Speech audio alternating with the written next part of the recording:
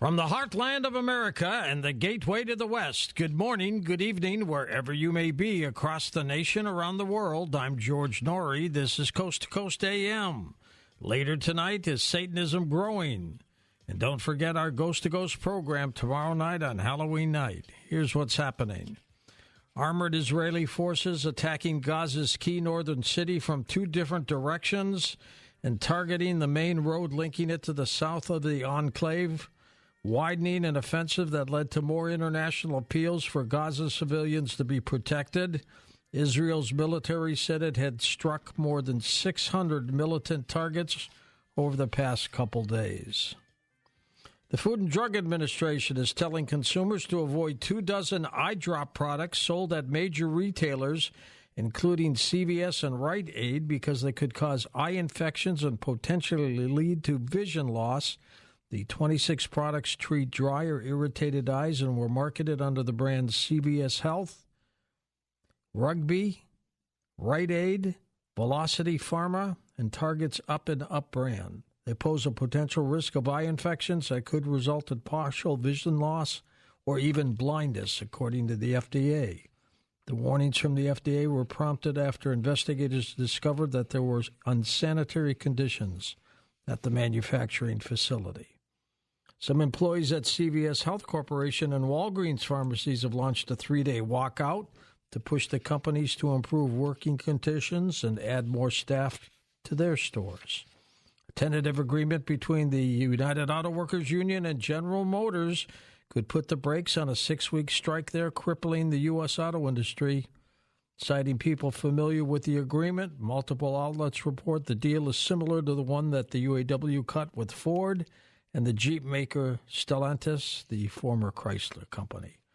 General Motors has announced that it's putting the brakes on its driverless cars, halting a service that provides driverless rides in multiple cities. The move comes after California revoked GM's permits to test and operate fully driverless vehicles on the state roads. Lauren Weinstein, our expert on the Internet and technology. What's going on here, Lauren? Yeah, so this didn't take very long at all, did it? We've talked a number of times about the questionable aspects of autonomous vehicles, and here we unfortunately have a fairly good example of this. So Cruise is GM's autonomous vehicle project, and they just very recently got permission to start running completely autonomous, that's with no safety drivers, robo-taxis here in California. And as we've said in the past, there have been concerns from emergency responders who have had issues with robo-taxis blocking their access and such. But what's happened now is pretty obviously worse. Reportedly, a woman started crossing a street on a green light and was struck by a human-driven vehicle. This pushed her onto the Cruise vehicle nearby, which was fully autonomous, which rather than staying in place, apparently followed its programming to pull over to the side of the road. However, in this case, the woman was reportedly trapped under and dragged by the Cruise robo-taxi in the process, adding to her serious injuries. Now, most observers think that human drivers would have known better than to do that. Now, adding to the controversy, there are questions about how much information and video Cruise gave regulators initially in response to this accident. The result is that California pulled their license for autonomous vehicle operations here in California unless a human safety driver is in control of the vehicle. And then shortly thereafter, Cruise decided to extend this shutdown across the country to evaluate what went wrong. Now, I think it's pretty important to remember that these robo-taxis have central monitoring and backup, central control. They're supposed to be well-maintained and all their cameras and other sensors properly serviced and such, unlike what we might expect if truly autonomous vehicles were in private hands. Who knows how well they'd be maintained. But even with all this special care, we had a Cruise vehicle that made a bad situation even worse, just the sort of thing that proponents of autonomous vehicles claim their cars are supposed to prevent. Now, of course, ultimately, Cruise will get their vehicles back in full autonomous service, and there are other firms still providing fully autonomous taxi services. But it's really impossible not to consider an event like this to be a strong signal of why so many observers consider this technology to be moving far too fast with far too little regulatory oversight. This tech is being pushed into public spaces too rapidly before it's really ready, and these deployments literally need to slow way down now. And I am so opposed to driverless vehicles myself, Lauren. Thank you so much. Here's Dr. Sky, Stephen Cates, with his weekly report on what's going on up there. Hey, Stephen, how you doing? Hi there. Doing good, George. We begin with Jeff Bezos revealing his lunar lander to NASA. This is an interesting story. As we know, SpaceX is not the only company developing spacecraft for a return to the moon. So we meet the Blue Moon lunar lander, a new and unique design set to fly to the moon in the next 3 years. Bezos demonstrated the new lander, George, to NASA at its engine production facility in Huntsville, Alabama. The new lander is large by the old Apollo standards, and it'll take advantage of the large payload bay on the future rocket to get it there, called the New Glenn rocket. Well, this lander is known as the Mark I variant of the Blue Moon lander. It's designed to deliver some 6,000 pounds of cargo to the moon, and it will be fueled with liquid hydrogen and require refueling in lunar orbit with its technologically advanced BE-7 engines. And the first flight of this particular Blue Moon lander is scheduled, hopefully, George, by 2026. Exciting news in space exploration. But here's a bizarre story. Russia's plot to crash a rocket into the Ukraine. This comes from leaked Russian Space Agency documents revealing that there was a plan to crash a 164-foot-tall Russian Soyuz rocket filled with explosives to veer off course during the first 8 to 22 seconds of its flight after launch. And the intended target might have been Kyiv, the capital city of the Ukraine. This, according to Russian rocket chief Dmitry Baranov. George, the plan presented to Putin back in January of this year would have had to solve the problem of not igniting the explosives until the rocket hit its target due to frictional heat upon the rocket's launch. A very bizarre story indeed, and hopefully never to happen. But we turn our attention to Jupiter. George, now Jupiter may be closest in your entire lifetime, so get to see this mighty planet high up into the east at sunset. It comes to opposition on November the 2nd at 7 a.m. Eastern Daylight Time, but coming as close to Earth, a little over 370 million miles. Now, that's close by Jupiter standards, George. It's shining at its brightest now. The higher the negative magnitude of an object, Jupiter's is minus 2.91. Simply, it would take light 33 minutes just to get from the Earth to Jupiter. But as I mentioned before, this may be the closest you'll get to view the giant planet in our lifetime, as it'll be a slight bit closer on this date, October 16th of 2485, when it comes within some 366 million miles of the Earth. View the planet now in a pair of binoculars to see some of the four main moons, and the planetary detail on Jupiter is great in a telescope, and you'll see these satellites with a higher power telescope transiting the planet with shadows hiding in the eclipse behind Jupiter. Just an amazing sight. But in the live sky, as we wrap it up, George, Jupiter, obviously the king of the planets, in the sky, wherever Coast is heard right now. You'll be able to see this and the moons, as I talked about before. To find the position of the moons is an interesting website. It's called shallowsky.com. But November reveals a few interesting meteor showers, 3 to be exact, and another great, beautiful full moon called the full Beaver moon on November the 27th. More at theskylive.com. Emails, we love them, drskyshow@gmail.com. We always say it and mean it. Always remember to keep your eyes to the skies. Simply, I'm your navigator on the highway to the heavens. And finally, George, in light of Halloween, we remind us of something Einstein said, and he quoted this about the weird world of quantum physics and wave function. He described action out in the universe as, I quote, spooky action at a distance, end quote. And how about this, George? 85 years ago, 1938, we all remember Orson Welles' War of the Worlds radio show, shocking the nation with a simulated attack from Mars. Happy Halloween to you and the listeners. Trick or treat to you, Dr. Sky, and thank you very much. In a moment, Vicki Joy Anderson back with us as we talk about night terrors and sleep paralysis right here on Coast to Coast AM. And welcome back to Coast. George Norrie with you. Vicki Joy Anderson with us, graduated from the University of Northwestern in St. Paul, Minnesota, majoring in biblical and English emphasis. After many years in corporate management, Vicki Joy stepped out in faith to become a full-time author and speaker back in 2019. She writes for RealDarkNews.com and our friend L.A. Marzulli's Politics, Prophecy, and the Supernatural, as well as writing on apologetics, poetry, and fringe topics.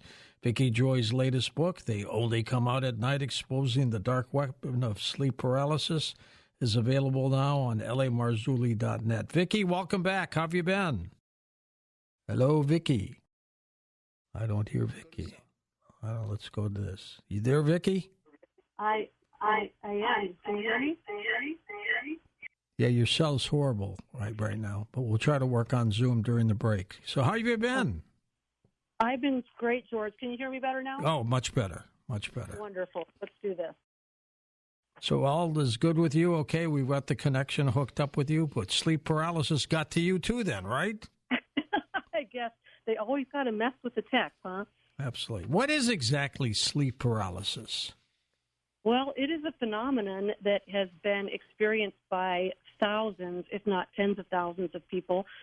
In the past, we were reticent to speak about it, lest we be slapped with a schizophrenic label or worse. But now that there's a disclosure and more people feel comfortable talking about these things, a lot of people are talking about it. It's a phenomenon during sleep where people feel that there's some sort of entity or oppressive darkness in the room that overcomes them. Many people report being paralyzed, not being able to move. They talk about horror movie-like experiences of dread and having their souls dragged to hell. Very strange spiritual, supernatural things to be attached to something if it's simply narcolepsy. Is it tied to the brain at all? I think that it is, George, and specifically I think it is probably tied into our pineal gland, which we know has been called the seat or the window of the soul by philosophers in days past. And I definitely think that it is exacerbated when we are on various psychotropic medication or over-the-counter drugs, which shows me that it is tied into our neural pathways.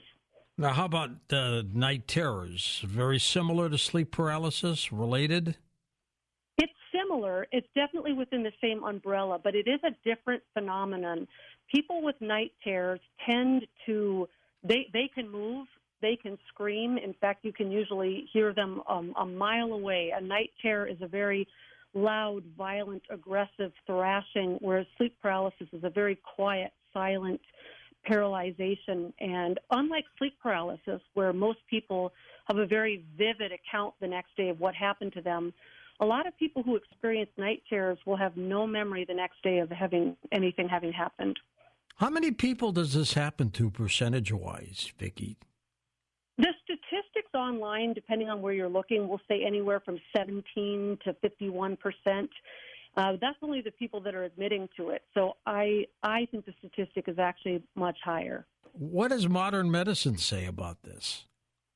Well, they have different things to say. They kind of have their own agenda. Most of the official online narratives, they're going to chalk it off to narcolepsy, sleep apnea, stress, trauma. And it's not that those things cannot come into play and be intermingled with the phenomenon, that's for sure. But what I feel like they don't have a really satisfying answer to is why shadow people and incubuses and succubuses and various black shadows and red glowing eyes and alien grays tend to accompany this phenomenon. Oh, that's a good point. Now, they have come up with phrases that are tied into some of these things. The incubus, the succubus, what are they? Yeah, that's the one everyone wants to talk about. They're also known as the ubi entities because the plural is the incubi and the succubi. And these are commonly known as the sex demon or the rape demon. This is the ones that you'll hear celebrities and things talking about. But I think it's more accurate to classify these as vampiric beings because in addition to the sexual overtones and the eroticism, if you're going by the ancient definition of the Ubis, because this is in Mesopotamian, Akkadian, Sumerian lore, etc., Epic of Gilgamesh, and in various ancient Mesopotamian writings about the Apkallu, as well as various other places, Dead Sea Scrolls, etc., they aren't just sexual demons. They are also known for bloodletting, blood drinking, draining the life force, terrorizing victims at night, nightmares, shape-shifting, and in ancient lore, even death. So it sounds like, Vicki Joy, that these entities are beyond the imagination of somebody going to sleep, right? Oh, yeah, absolutely. You know, you always get the accusation, and you get this in UFO lore as well, that the reason why everyone's describing the same entities, the reason why they're all saying that they're gray or green and they're 3 feet tall with big black eyes, is because they've all swapped stories and they've all read the same accounts, and they're just sharing this collective mass hysteria. But the fact of the matter is there are accounts that go all the way back to the 16th, 17th century, where people didn't have the internet, they didn't have television, they weren't sharing stories, and they were all explaining the same phenomenon. They were explaining the same creatures, the same entities, the same experience. And so there is, I hope, George, we've reached a point in disclosure and a point in knowledge and research and the hive mind mentality.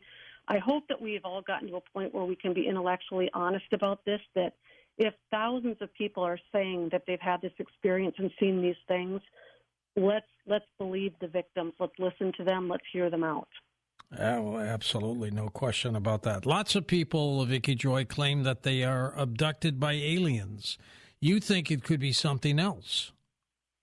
Well, yeah, you know, depending on who you're talking, every, you know, quadrant has their own specific agenda and their own idea of who this could be. I really wish everyone would come to the same table, because I think we all have pieces of the puzzle and we would benefit from hearing each other's stories. But, you know, the doctors have an explanation, the psychiatrists have an explanation, the sleep experts have an explanation, the brain scientists have an explanation, but the pastors and the priests have explanations too. The occult has an explanation. The New Age has an explanation. And so if we relegate all of this to narcolepsy, or we relegate all of this to demon possession, we're going to miss key ingredients to this, and we're not going to ever really understand the full story. Part of the reason why we can't get to the bottom of this, and so many people are suffering from it, is because people are plugging their ears and they're only willing to listen to their own narrative. And so they're missing key pieces of the puzzle. Pretty interesting. How did you come upon all this? In your biblical studies or not? No. In fact, it's very hard to find a pastor who's willing to talk about or even believe these things. It's one of the problems I have in my work is I get a lot of phone calls from Christians and Catholics and religious people who have come to me because when they have gone to their religious leaders, they're either gaslit, they're eye rolled, or they're shooed away. There's not a lot of training in seminary for this kind of thing. And my interest, which is, you know, probably a poor choice of words, but what caused me to stumble upon this was 40 years of experiencing it on a continual, consistent basis and not having anyone to speak to, because they either thought that you needed to be exorcised by a priest or put on heavy psychotropic medication. And the fact of the matter, George, is the people that are suffering from this, they're not crazy. They don't have low IQs. They're not uneducated. They're very healthy, intelligent individuals, and they're looking for answers. Your title is They Only Come Out at Night, and that seems to be the case in all these cases. How come? Well, I think that in the past, that was the most advantageous time to come to people, because it's the time when an average person experiences several times of altered states of consciousness. We fall into altered states of consciousness as we go in and out of various sleep stages and as we go to sleep and wake up. And so it's an ideal time where this veil is thin. Now, you can obviously have these encounters in the daytime. People can have them during a nice Sunday nap.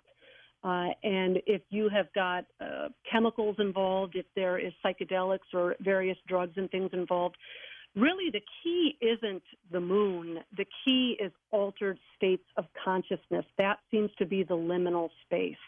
And doesn't the sleep paralysis also occur moments before you go to sleep? Well, yes, it can happen moments before you fall asleep or moments before you wake up. And the fancy terms for that are hypnopompic and hypnagogic, for those waiting for the quiz later on. But as we drift into sleep and out of sleep, there's these brief moments of altered states of consciousness. And so they've got two shots at you.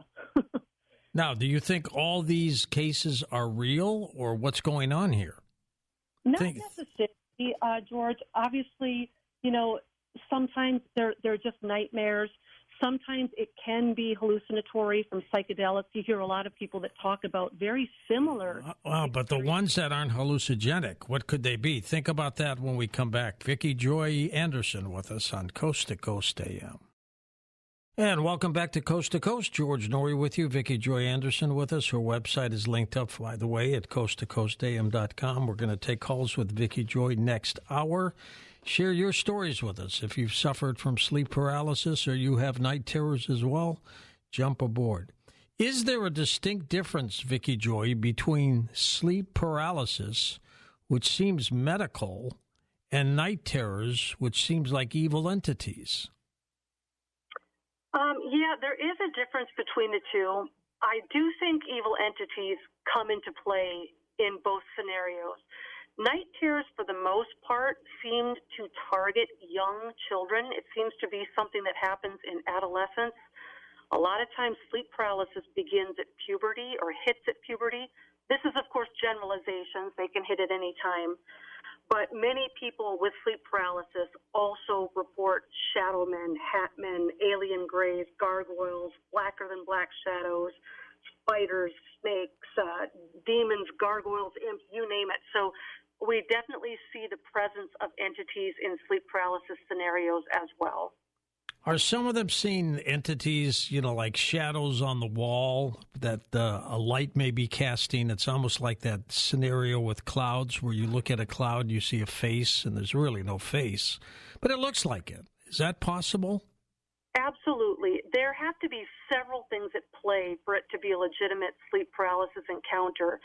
There are levels of dread and fear that accompany it. That's not just, I think someone's broken into the home. There are disembodied voices typically in one's head. Pretty much everyone collectively reports a feeling that their soul is in jeopardy and that they're going to be dragged to hell or into the abyss. And so there's a sense that one cannot move. They're paralyzed. There's a lot more going on. So if it's just a shadow by the door, chances are you've got a cat or a streetlight issue. How did these vampires get into this picture? Well, actually, I think that initially, back in the day, that's what they were. We've sort of demoted this cast of characters down to one-dimensional beings. They're nebulous. They're vague.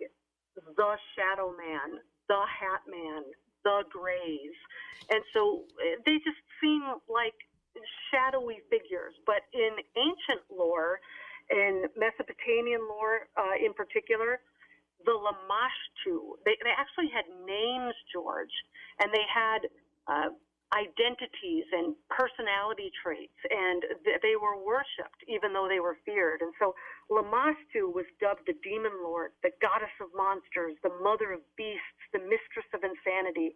And other cultures had their own version of Lamashtu. There was the Lamia and the Lalitu and the Lilu, and of course Lilith, as most of us have heard of. And these were night-stalking demonesses who would come out at night and would take the life force of women and children and defenseless people as they slept. So in the original backstory lore, before they became these one-dimensional Hat Man, Shadow Man, these were real gods and goddesses in various pantheons and were worshipped as entities that were real and were considered to be gods and titans. Now, are most of these entities evil and bad? Are there any good ones here? Well, there can be good and bad entities that we interact with in the spiritual realm. I mean, even, in the Bible, we have angels that come down, and we have examples where characters would go into the third heaven and see the throne room of God. And so I think a better question then, are they good or evil, is, are they safe? or are they dangerous? And why that's a better question is because whether good or evil, not any of these entities are what I would classify as safe, in the sense that they're not our species. So they're not necessarily going to think, act, behave, or emote the way that we instinctively believe that they will or they should. So I think that we have to be careful letting our feelings and our emotions lead us, because there's a lot of people that encounter evil entities that experience euphoric feelings of love and light. And then there are people that experience good or angelic beings, like those in the Bible, that were terrified when they came into contact with these beings. So we need a better litmus test than how good we felt or how safe we felt when we were in the presence of one of these things. Vicki Joy, what do they want? What's their end game? Well, I think there's a short-term easy answer, and there's a more long-term complex answer. In the short term, if you go with sort of the theological dictionary definition of a lot of these entities, for the ones that are disembodied spirits, whether they're the dead or they're the Nephilim, depending on your worldview, they have lost their bodies. They're looking for vessels because they vicariously want to enjoy being human. They want to re-engage with the five senses. They want to be able to touch and taste and feel again and experience emotions. So they're feeling, in their disembodied state, they are unable to get a full sense of being alive, so to speak. But the longer, more complex answer to that, George, would be that they do want allegiance. There's a reason why these were considered gods and goddesses to the ancients, because they did elicit worship and devotion from those that saw them. Can they be stopped? Absolutely. Easier than most people think. This goes back into the idea that these are vampiric entities. And just like in Hollywood and in the romantic tales of vampires, there's this rule, this unwritten rule that a vampire cannot bother you unless it's given invitation and it steps over the threshold. And likewise, if it is not given invitation, or it is denied that invitation, or it is told to get out, this is really their kryptonite, and this is where our power lies. They really cannot harass us if we don't want to be harassed. And if we've opened a door somehow, we only need to figure out how to close that door. I notice that you dedicate your book to one of our guests, Russ Dizdar, who passed away a couple of years ago. He was a good guy. Good guy. He was a great guy and a good friend. I miss him. When you were taking Bible studies at the university, did you ever expect that you'd be dealing with these kinds of entities?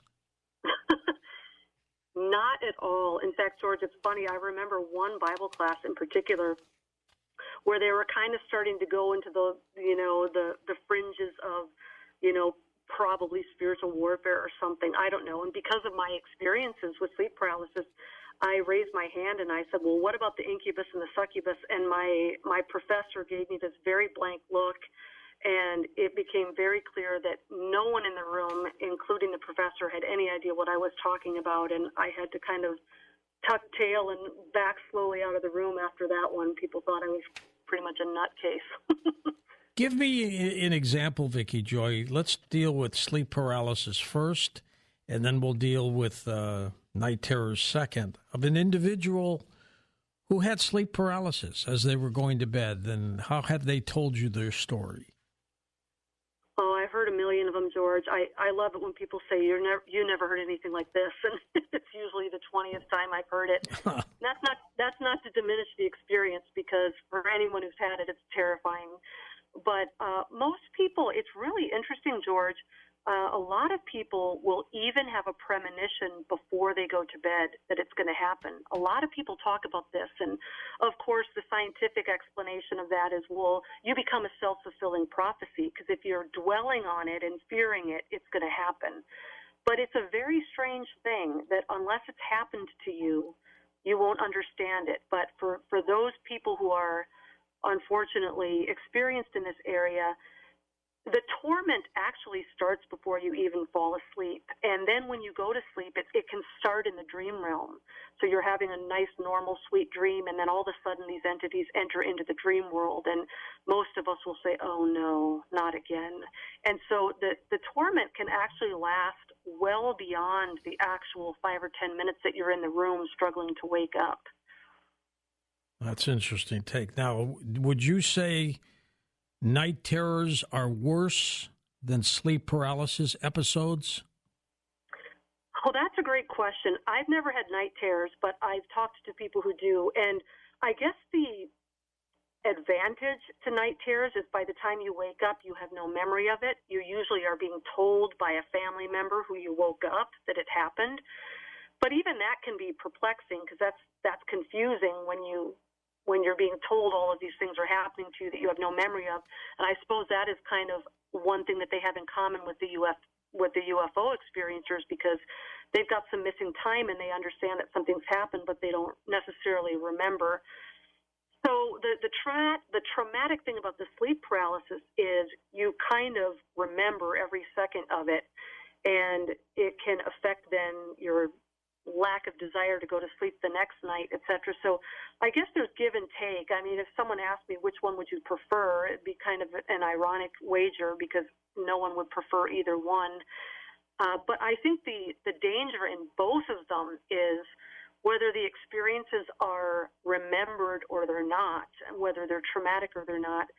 I think that there's other things going on during these experiences that attach or piggyback from the astral realm into the physical realm. And that, I think, is what's dangerous about it, is the part of the experience that we remember isn't necessarily the whole of the experience. And so if someone is trying to deal with getting rid of it, or they're trying to close doors, or they're trying to make their peace with God, or whatever they are doing to rid themselves of this harassment, they probably don't even have the whole story as to what's gone on with them. And that's where it gets mysterious, and that's where it gets difficult to really get to the bottom of it, because I think that there's aspects of this experience that is, like in the UFO encounters, is wiped from our memory.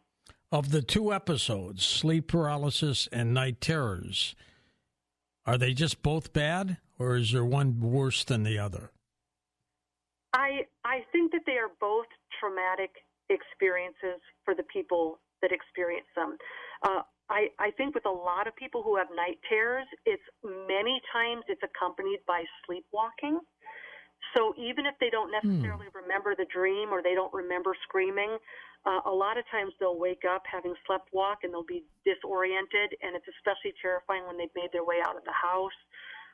I had a close family member who had night terrors and would sleepwalk and was found out in the street quite often. Many people who have talked to me have said that mom and dad would find them in the front yard or down the street. So that's kind of what makes night terrors a little risky and dangerous. But I think that the things that make it most dangerous, it's not that you're going to die in your sleep or something like that. You know, the horror movies like to make it out to be like, you know, Dracula's going to come and suck all your blood, or you're going to die or something. Right. The side effects of these experiences that are the most kind of depleting are the fact that there are attachments that come into the physical realm with you. And that's what most people who call me are complaining about, is the exhaustion and the mental and the physical ailments and the confusion and the torment that is following them into the physical realm. When you're having a nightmare, is it possible you're having night terrors? It's definitely possible, but again, most people with night terrors do not have a memory of it. So if they're having a nightmare, they're probably not remembering the dream either. Or they would say, you know, hey, I don't remember screaming or sleepwalking, but I do remember having a bad dream. And most of them don't even report remembering having a bad dream. If these night terrors are the real deal and these entities are visiting people, how do you get rid of them? that's the $64,000 question, isn't it? And there's not a cookie cutter scenario because so many people are experiencing these things for different reasons. Some people are willingly and consciously opening the doors, and some are not. Some are really perplexed as to why this is happening to them. And so basically, for those that are willfully seeking this out, I would say, you know, if you don't want 20 raccoons on your back porch every night, stop giving them hot dogs, right? You know, it's like stop doing the things that draw them. But it's not always that easy because there are a lot of people that have no idea why this is happening. And so what I try to do when I counsel people on the phone is let's find the source of these episodes, and let's get to the source and see what door got opened and what we can do to close the door. And this can be a multitude of things, George, and not all of them are the obvious ones. You know, if you go and you talk to a priest or a pastor, they're going to say, you opened the door because of sin, or you played with the Ouija board, or there's like the common answers that you get. But it doesn't even have to be anything that complicated, George. It can be trauma. It can be mental illness, psychotropic medication. It can be bloodlines. It can be ancestral things done in the past. It can have to do with the home that you've moved into and the activity that's been there. So I try to work with everybody on an individual basis when they contact me because no two stories are alike. Will prayer work to ward these things? It absolutely will, George. And, you know, there's been, quote-unquote, scientific studies, and even MUFON back in the 90s, I think, Joe Jordan did a study. I don't know that this was the result he was looking for, but it's the result that he found.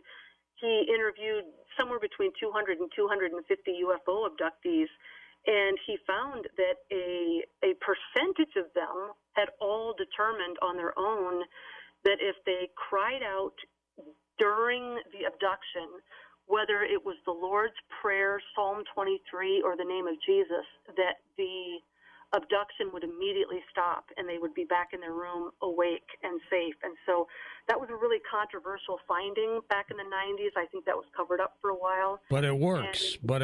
We're going to come back and take calls with you next. Vicki Joy Anderson, her book is called They Only Come Out at Night.